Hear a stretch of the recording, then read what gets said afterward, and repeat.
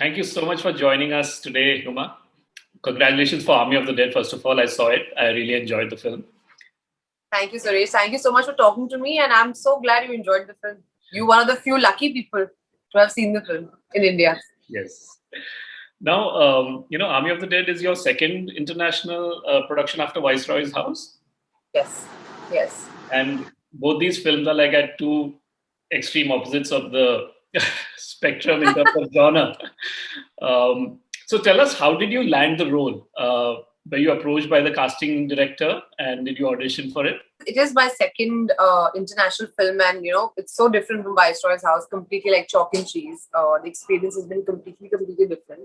I was actually in the United States. I've been wanting to for a very long time to do some interesting work. I think like everybody else, we all watch Netflix and chill, and we all are inspired by the kind of writing and the kind of stories that are coming out. So I actually had written a television show, a pitch, that I was there in LA to meet a few people for a co-production. And I was meeting people, and when I was there, my agents were like, "Hey, you're in town, and let's find something else. You want to go and meet this casting director because there's this really big movie that's happening."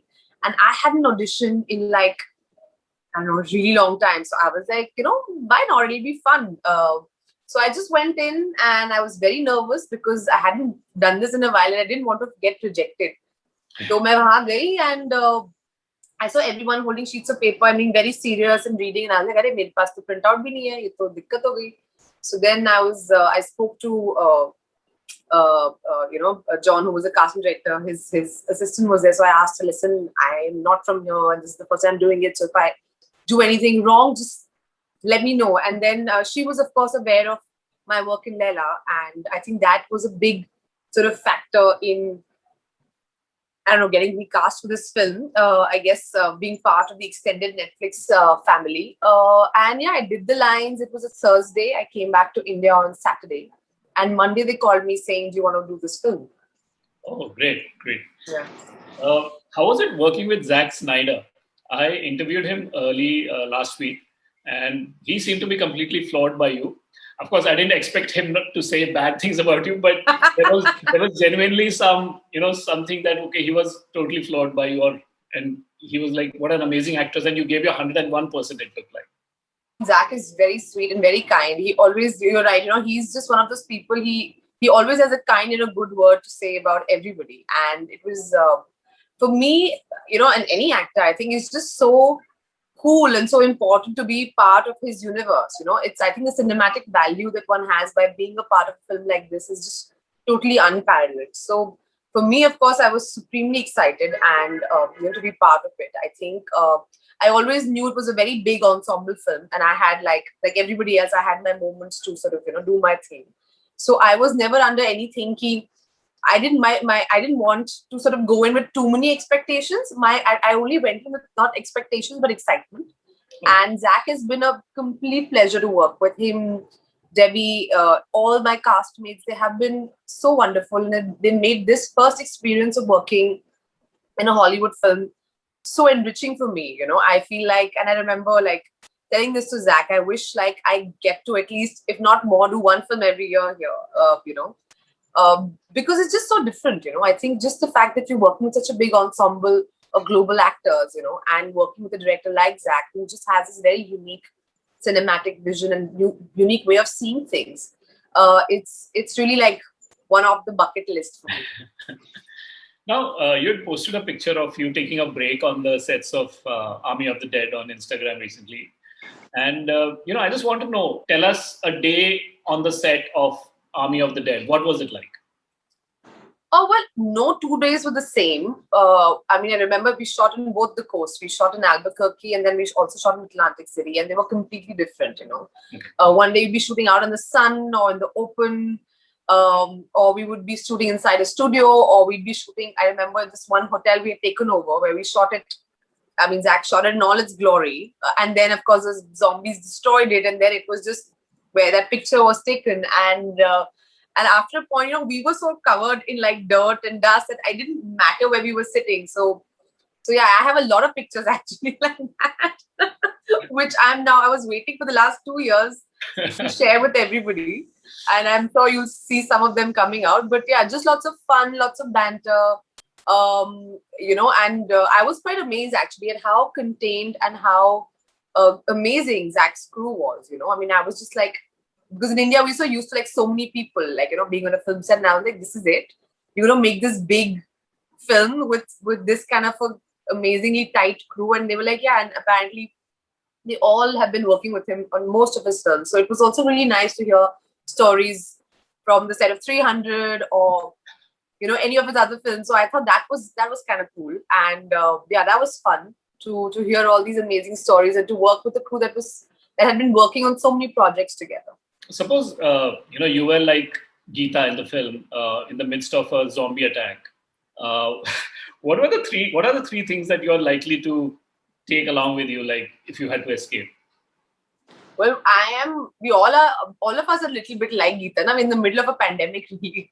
But I guess the three things I would take with me. What? Yeah. You would take along with you from your room or house or something like that. I would definitely take my mobile phone and charger as a combo. Like, there's no point in carrying a mobile phone without. At least you can communicate with the outside world. I would carry some cash if it's possible. I know nobody keeps cash anymore. We all are so used to using cards or digital money, but I would definitely carry some cash. And I would carry some deodorant.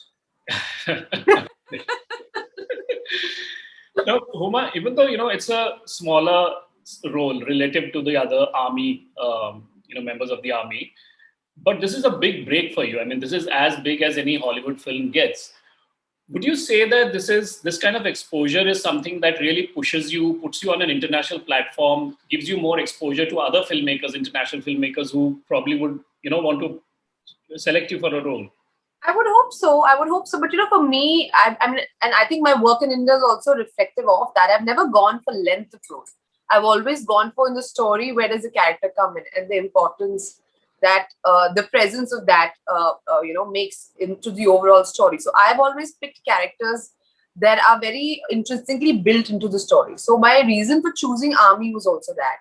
And I think, like I said, all of us in that big ensemble have our own moments to shine. But I do hope, not just for myself, I think for other Indians as well and other actors as well. It's such an exciting time to be part of, this movement that is there in films, especially owing to streamers like Netflix, because they're creating an opportunity for us to cross-pollinate in that sense, work in each other's films. Like, I know Dave Bautista has been telling me, he wants to do a Hindi film. So I promised him that we will make sure you're in a Hindi film. So I was teasing him, do you know how to dance? So he said, no, I can't dance really well, but I can do action. So I'm just, Dave, this one is for you. I'm putting it out there. I will, this is my way of reaching out to everyone saying, let's make a film with Dave and me in India. So, but having said, it's just exciting to be able to, as an actor from India, to be working in different industries and to see other actors wanting to come and work over here. I think that's so cool and it's so fresh. Now, Huma, you just announced your association with Save the Children and the setting up of a 100-bed hospital in Delhi with an oxygen plant. So, what's the update on that? I mean, apart from, of course, Delhi being severely affected recently, you're also a Delhi girl, so I'm sure there's an emotional attachment there as well with the city. Absolutely, I think the past few weeks have been very, very heartbreaking for all of us and very, very disturbing. I actually got into it because a few of my dad's friends, people I've grown up calling uncle and, aunties, they've all fallen sick. And we were all trying to call up people and get them a hospital bed. And one has just been saying the sheer panic that was there. So I was, of course, very, very moved. And I thought one has to do something about it. And Save the Children is an organization I have been associated with in the past. And I think they do some wonderful on-ground work as far as children are concerned. So when I picked up the phone on them and I was like, listen, what can we do? Of course, there's a lot of concern about taking care of children because this is a very, very sensitive time. Like, we have to ensure how do we prevent, fake adoptions from happening, or most of these children from ending up in into trafficking and preventing from that happening. And how do you create an ecosystem where these children are taken care of, either one or both of their parents have been affected by COVID, possibly they're affected by COVID. So these were the conversations we were having, and I was trying to educate myself how to go about it. But of course, right now the focus is on saving lives and to make sure that communities and families are not broken. By providing that medical service, by providing that medical facility.